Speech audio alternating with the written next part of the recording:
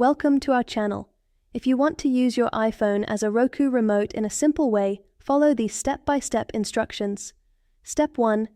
Download the official Roku app from the Apple App Store on your iPhone if you haven't already installed it. Step 2. Make sure your iPhone and Roku device are connected to the same Wi-Fi network for the app to detect your Roku. Step 3. Open the Roku app on your iPhone and sign in with your Roku account credentials. Step 4. The app will automatically search for Roku devices on your network and display them on the screen. Step 5. Tap on your Roku device name to connect and pair your iPhone with the Roku. Step 6. Once connected, tap the remote icon at the bottom of the screen to access the virtual remote control interface. Step 7. Use the on-screen directional pad, playback buttons, and other controls just like a physical Roku remote. Step 8. You can also use your iPhone keyboard to type searches and enter text, which is much faster than using the on-screen keyboard on your TV.